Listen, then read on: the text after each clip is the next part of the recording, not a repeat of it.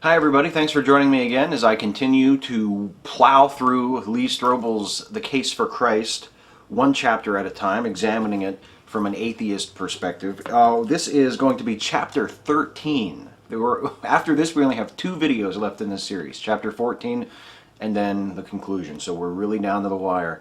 We're almost done. The Case for Christ. Chapter 13 deals with the evidence of the appearances. Was Jesus seen alive after his death on the cross? Strobel begins by talking about Addie Mae Collins. Addie Mae Collins was one of the famous or infamous four little girls who was killed in the bombing of the 16th Street Baptist Church in Birmingham, Alabama in 1963. Strobel brings up Addie Mae Collins because 35 years after her death, her sisters opened her grave in the hopes of reburying her in a better cemetery. They visited her grave for the first time in many, many years and were appalled at the conditions that the cemetery was in. So they were going to have her exhumed and reinterred in a better cemetery. But when they opened her grave, they discovered that there was no coffin in the grave. The grave was completely empty. And this was, of course, a great shock to the family. And there was an investigation into what had happened. Many theories were suggested to explain what had happened to Addie Mae Collins' body, including that the tombstone had been placed on the wrong plot. This was in 1998. As far as I can tell, this mystery has not been resolved to this day. I didn't find any reference to Addie Mae Collins' body ever being found. We don't really know what happened to the body of Addie Mae Collins. Strobel says, quote, "Yet in the midst of determining what happened, one explanation was never proposed. Nobody suggested that young Addie Mae had been resurrected to walk the earth again. Why? Because by itself an empty grave does not a resurrection make." Fair enough, but would it be unduly naturalistic of me to insist that an empty grave combined with ancient hearsay reporting that its occupant was magically appearing to people does not a resurrection make either? Which brings us to the 12th interview for the book, and this is Dr. Gary Habermas, PhD, DD, which is Doctor of Divinity. He earned his doctorate from Michigan State University, his Doctor of Divinity degree from Emmanuel College in Oxford, England. He's the author of a whole bunch of books, including The Resurrection of Jesus, A Rational Inquiry, and he's contributor to the book Jesus Under Fire, and author of articles published in several journals, including Faith and Philosophy, several others. Strobel says, quote, "Habermas, bearded, straight-talking, rough-hewn, down boy, is also a fighter, an academic pit bull who looks more like a nightclub bouncer than an ivory tower intellectual." I mean, again, with the anti-intellectual bigotry from Strobel, he can't help himself. He actually says, essentially, hey, readers of The Case for Christ, it's okay to believe this guy because he's not one of those godless elitists that is probably teaching your children right now. It's really kind of, again, as I said a few videos ago when I mentioned Strobel's anti-intellectual, anti-scholarly bias, it's kind of ugly. It's a form of bigotry, I think, the way Strobel continually returns to it. And you just want to say, dude, just give it a fucking rest, man. Strobel, as he did with William Lane Craig last time, hypes Habermas as a formidable debater. He mentions a debate with Antony Flew, and the endnotes of Case for Christ have this debate taking place in 1987. I found another source that said it took place in 1985. There may have been multiple debates. I know that Habermas and Antony Flew have debated since this debate, so it's possible that 85 and 87 were two different debates. But Strobel says Habermas and Antony Flew debated in 1987. And it was judged by an independent panel of scholars, and 4 out of the 5 judges decided that Habermas had won the debate by presenting compelling evidence for the resurrection of Jesus. The debate was about the resurrection. So this sounds very impressive. Habermas sounds like a very formidable foe if 4 out of 5 judges concluded that he had presented good evidence for the resurrection. And it sounds like we're in for some very compelling evidence in this chapter. And I hope as you're watching this that everyone is wearing their baptismal gowns, because you might want to just run right out and get yourself sprinkled after you hear about this evidence. So I just want to make sure everybody's ready, everybody's prepared for your imminent conversion. By the way, Habermas teaches at Liberty University. Next section, dead people don't do that. Habermas admits that there were no witnesses to the actual resurrection. In other words, no one actually saw Jesus sit up in the tomb and roll the stone away and walk out. But according to Habermas, this doesn't harm his case because, quote, "We don't see dinosaurs, we study fossils. We may not know how a disease originates, but we study its symptoms. Maybe nobody witnesses a crime, but police piece together the evidence after the fact." And Habermas says that witnesses to the resurrection itself aren't needed to establish the resurrection, because if you can establish that Jesus was dead and that Jesus was then seen alive after his death, then by establishing those 2 points, you've established the resurrection. So 2 things strike me about this. First, people reporting that they saw Jesus alive after his death does not establish that Jesus was alive. It establishes that people saw or thought they saw or claimed they saw Jesus after he died. It does not establish the fact of him still being alive. So it's much more difficult to establish that fact, that Jesus was actually up and appearing to people, walking around, whatever, after his death on the cross, than Habermas is making it out to be. It's much more complicated than, well, so-and-so said she saw Jesus, therefore he was resurrected. Second, about fossils and disease symptoms and crime scenes. These are examples of physical evidence, and there is no physical evidence for Jesus, let alone for his resurrection and post-resurrection appearances. None.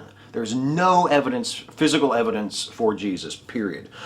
So this then is what is known in philosophical circles as a shit analogy.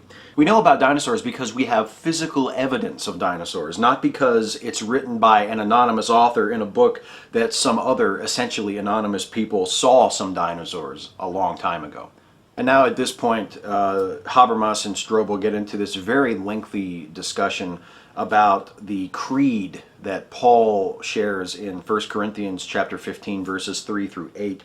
A lot of this is very close to what Strobel and William Lane Craig talked about in the previous chapter, and basically it all boils down to this.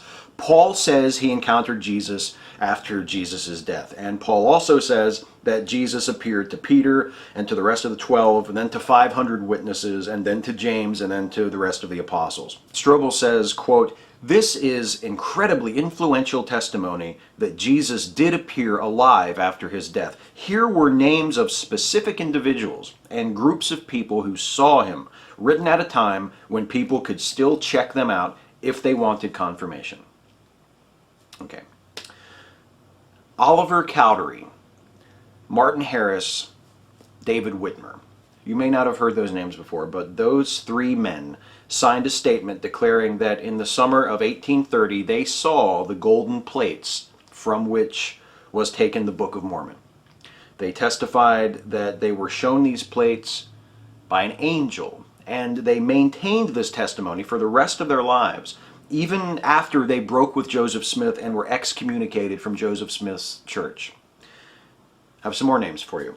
Christian Whitmer, Jacob Whitmer, Peter Whitmer Jr., John Whitmer, Hiram Page, Joseph Smith Sr., Hiram Smith, Samuel Harrison Smith. Those 8 men signed a similar statement around the same time as the 3 that I just talked about, testifying that they had also been shown the golden plates, but not by an angel, by Joseph Smith himself, and in addition, they had handled the plates with their own hands.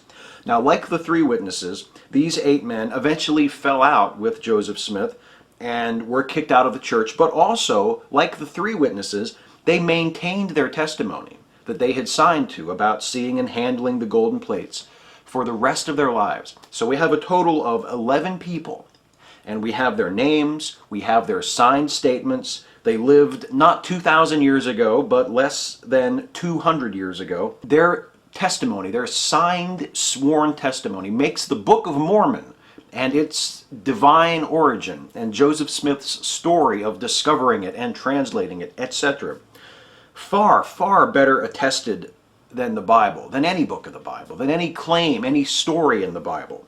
11 people living relatively recently, especially compared to the people who lived or are said to have lived in the Bible. They signed their names, saying that they saw the golden plates, and for 8 of them that they held the golden plates in their hands. They signed their names and swore that this was true. Why would they do that if it wasn't true? What other explanation could there possibly be? Why aren't we all Mormons? Next section, convince me it's a creed. They continue to go on and on about this fucking creed in 1 Corinthians 15. Strobel asks why Habermas and others are certain that 1 Corinthians 15, 3 through 8 is a creed that Paul is passing along to the people he's writing the letters to, rather than something that Paul just made up himself. And Habermas argues first, Paul actually says that it's a creed that he's passing on. Second, its style, particularly its use of parallelism, seems to suggest that it's a creed. It was something meant to be repeated. Third, it refers to Peter by the name Cephas, and in many more recent translations, it's actually translated Peter, but in the King James Version, it does say Cephas in 1 Corinthians.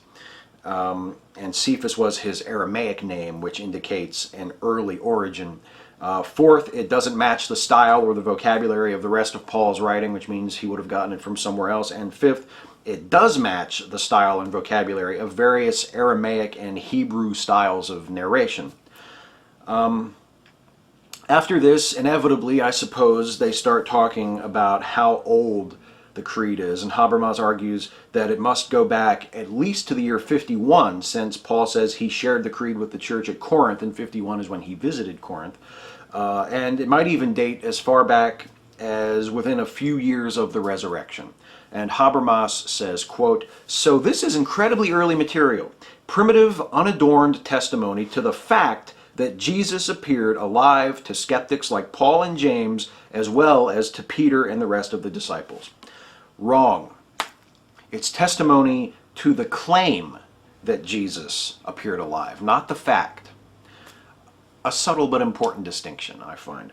And again, here, for what feels like the 9 millionth time, we have the early equals true argument. The creed goes back to a few years after the resurrection, therefore it must be true. It must be factually reliable. It can't possibly be the result of legend or deliberate fabrication, even though it attests to something that we all know and understand to be impossible, namely the return of a person to life from death. I say again, as I've said a few times in the series, without this argument, without this early equals true argument, and the related argument that anything untrue would have been weeded out of the story by people hearing it at the time who would have known better and corrected the falsehoods, Christian apologetics is absolutely nowhere. Without these two arguments, which are demonstrably false and are obviously, blatantly, screamingly false, but without those two arguments, Christian apologetics is nowhere. The entire enterprise stands upon those two clay feet.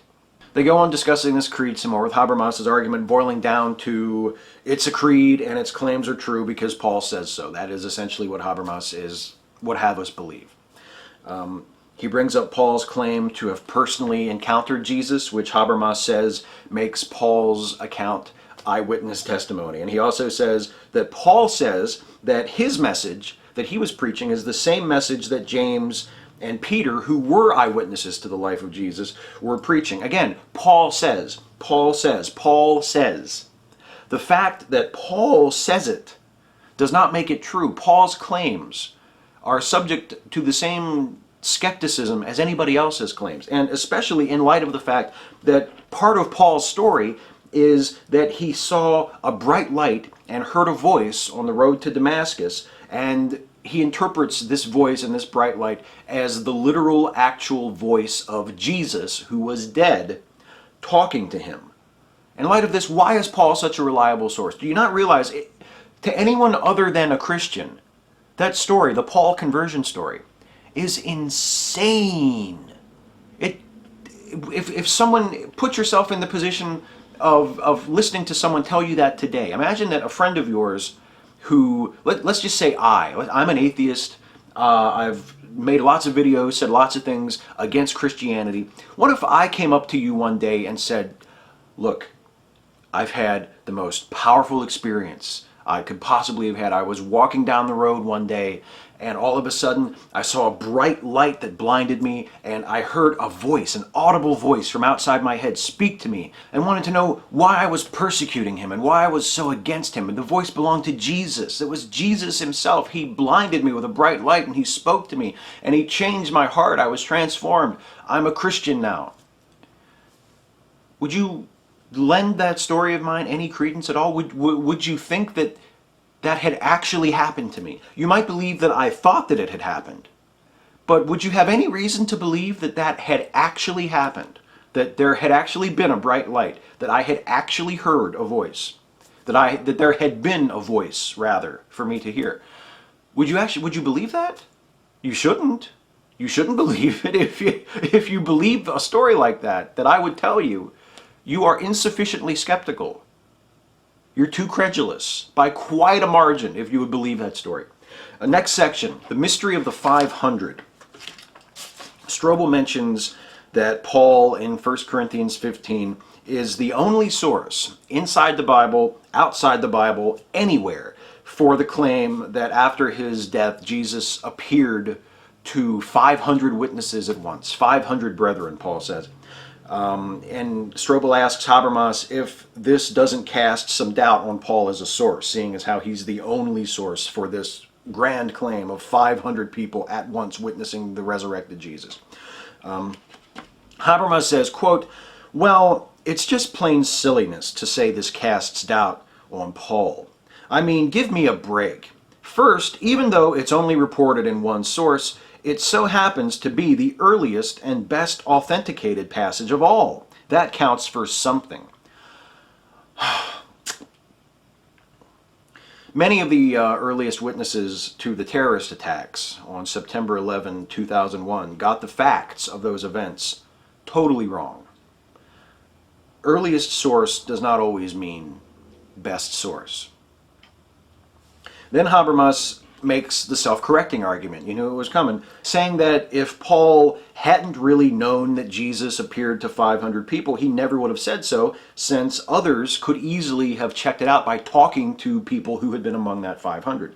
But Paul never mentions who these people are. He never mentions them by name, and he also never mentions any specifics on when or where this appearance to these 500 people took place. So how would people at the time have been able to check this out exactly if someone had read a copy of this letter that Paul had written and wanted to go check out the 500? How exactly? Who were they? Where did this happen? When did this happen? Strobel actually asks, where did this encounter with the 500 witnesses even take place? He says, where could it have, given the size of the crowd? And Habermas says, quote, well, the Galilean countryside, Habermas speculated. If Jesus could feed 5,000, he could preach to 500. And then a few lines later, Habermas says that the 500 was probably a local story that, if not for Paul recording it in his letter, would probably have been forgotten within a few years, and that's why it's not attested anywhere else. And also, he says that the 500 really isn't very important evidence anyway, and he doesn't even use the reference to the 500 when he talks to people. So again, as we've seen several times, we have this attitude of evidence being undermined and not really being important anyway. You can cast doubt on the appearance to the 500, and Habermas's response is just, yeah, well, who cares about the 500 anyway? Now let me talk for a few minutes about these numbers that we find of crowds in the Bible. 500 brethren, 4,000, 5,000 people who Jesus supposedly fed with loaves and fishes.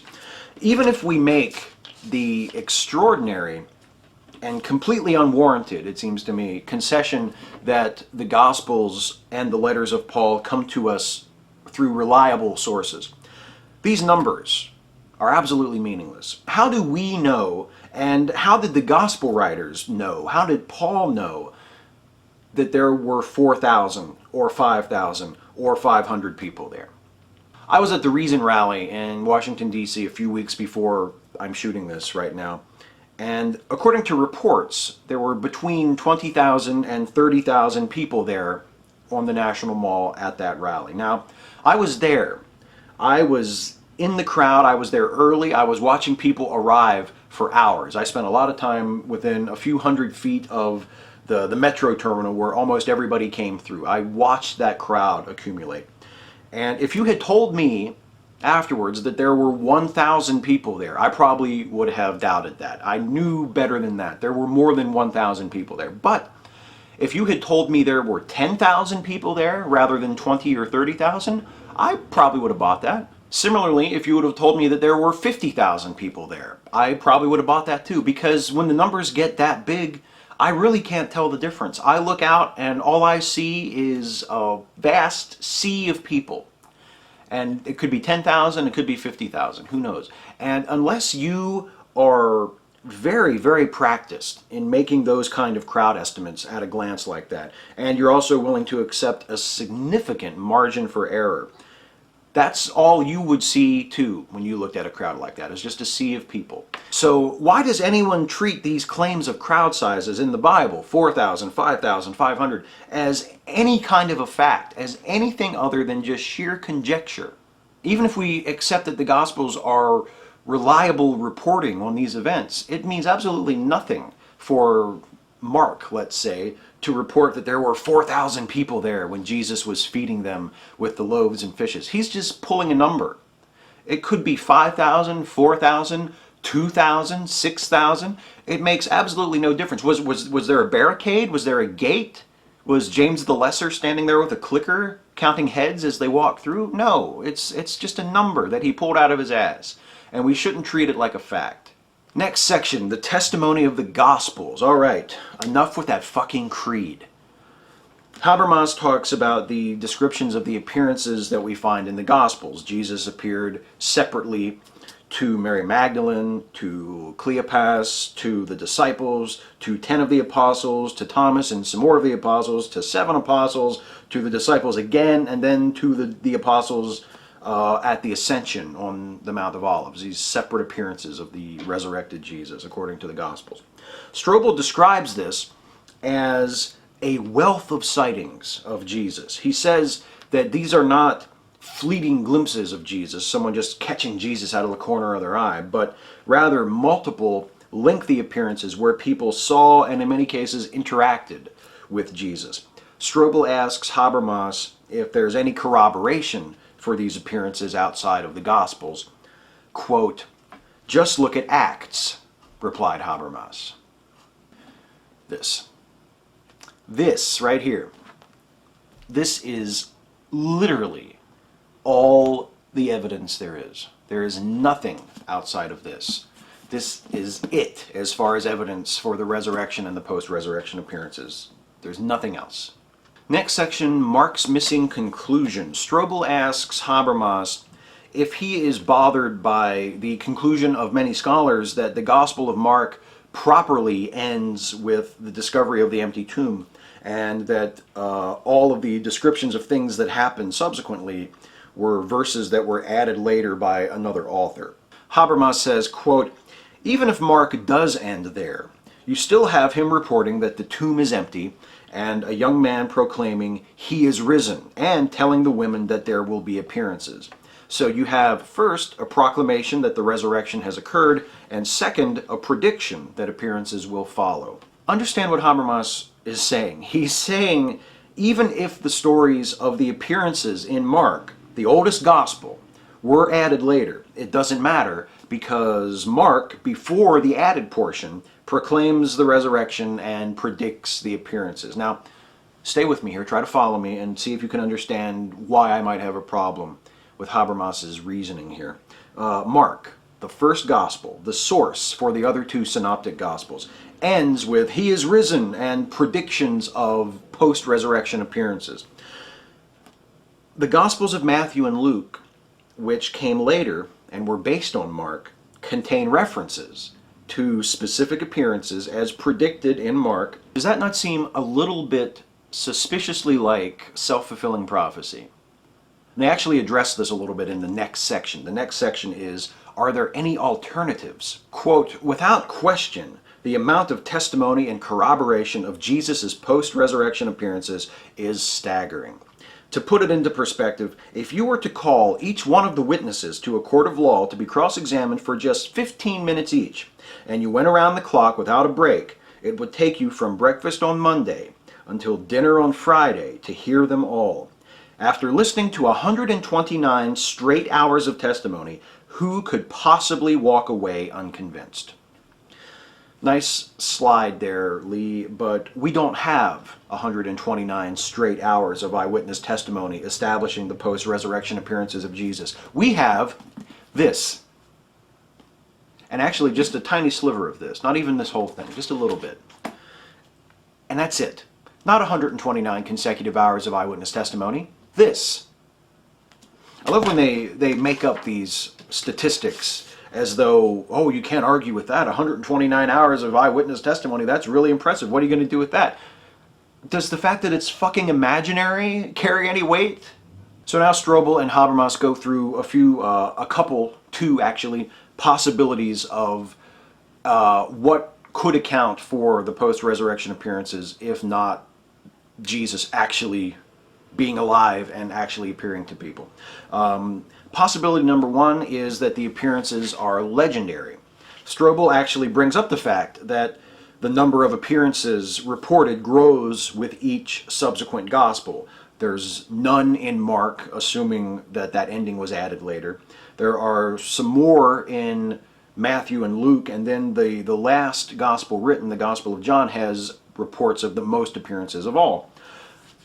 Habermas argues that this doesn't suggest that the appearances are legendary because the mere fact that the reports of the appearances grow over time establishes that the legends must be based on something factual and that something must have happened to compel the apostles to begin preaching about the resurrection. Habermas also cites 1 Corinthians 15 again and Acts, and he claims these as earlier sources for the appearances than the Gospels. So what he's basically saying is that even if Elvis wasn't actually at that Burger King in Kalamazoo, Michigan, drinking that milkshake and eating that Whopper, even if he wasn't really in that supermarket in Vicksburg when Louise Welling saw him, even if those particular instances are legendary, Elvis still must have been alive, because otherwise, where would these legends come from? And by the way, that argument pretty much renders the entire chapter up to this point completely irrelevant, since if the specific appearances are less important than the fact that people believed, generally speaking, that there were appearances, then what the hell are we talking about here? Why are we spending so much time establishing specific appearances and establishing references to appearances? If it's just the general notion that he had come back alive, if just the mere fact that people believed he had been resurrected is the most important thing, then what are we doing here? Why is there even a chapter about this? This could have been handled in a paragraph. And then Habermas also asks, what about the empty tomb? And my response to that is, what the fuck about the empty tomb? You give me a good argument for the existence of the empty tomb, and then we can talk about what it means. Second possibility, the possibility that the appearances were hallucinations. Habermas goes over several reasons why he says the appearances couldn't have been hallucinations. He says Jesus appeared to multiple people at once. He says the disciples were fearful following the crucifixion. They didn't expect to ever see Jesus again, and therefore they were in no right mind for hallucinations of Jesus to occur. Hallucinations are relatively rare. Hallucinations don't account for the interactions with Jesus that were reported, and none of that is at all relevant, because this, again, I do this a lot in this video. This is the only source of reports of the post-resurrection appearances. You say they weren't hallucinations? I say, fine. I didn't say they were. I don't need them to be. I don't even need to go that far, because this right here, the New Testament in this book, is all that you've got. Similarly, Habermas rejects the argument that the appearances were the result of groupthink, that the disciples, the apostles, believed that Jesus had come back to life because they wanted so badly to believe it. Habermas claims that this doesn't account for why so many of the disciples were willing to die rather than recant their beliefs, or for how skeptics like James and like Paul were persuaded. And again, feels like I just did this. How do we know that disciples were martyred? How do we know that skeptics like James and Paul were persuaded? Church tradition. And this. This is it. This is it. Before we talk about why these things would have happened hypothetically if not for the resurrection, we need to talk about why I should believe that they ever happened at all. Next section, no rational doubt. Strobel reiterates his claim that Jesus died, rose again, and appeared to the disciples, and that this has all been very well established in the book at this point, based on the arguments made in this chapter and the previous 2 chapters in the book. And he quotes the British theologian Michael Green, who said that there can be no rational doubt that the appearances occurred. And he called the post-resurrection appearances of Jesus, quote, as well authenticated as anything in antiquity. Sometimes people say silly things. And then Strobel asks Habermas about the importance of the resurrection. And we have an appeal to emotion coming up in 3, 2, 1. The resurrection of Debbie, final section of the chapter. Habermas relates the story of the death of his wife, Debbie, from stomach cancer in 1995. He talks about what an awful time that was and how his students would call him up to cheer him up by saying, quote, at a time like this, aren't you glad about the resurrection? Now remember, he works at Liberty University, where most of the student body is evangelical Christians who consider aren't you glad about the resurrection to be a totally appropriate thing to say to a man whose wife is slowly wasting away from a terminal disease. And then illustrating a major difference between himself and myself, Habermas says that these calls from his students actually worked, and they did make him feel better. That was his reaction. My reaction would have been something more along the lines of, hey kid, go fuck yourself. Again, that's just me. Habermas says that if God raised Jesus from the dead, that means he raised Debbie from the dead too. I assume he doesn't mean literally. Habermas says, quote, it was a horribly emotional time for me, but I couldn't get around the fact that the resurrection is the answer for her suffering. Losing my wife was the most painful experience I've ever had to face. But if the resurrection could get me through that, it can get me through anything. That's not some sermon. I believe that with all my heart. If there's a resurrection, there's a heaven. If Jesus was raised, Debbie was raised. And I will be someday too. Then I'll see them both. It's nice to see such an objective perspective on the subject, isn't it? That's it for this chapter. Next, chapter 14, the circumstantial evidence. Are there any supporting facts that point to the resurrection? It's the final proper chapter in the book. After that, we get to the conclusion. So 2 videos left in this series, and then it's over. We'll be done the case for Christ. So I'll see you for the next video for chapter 14. As always, thank you for watching.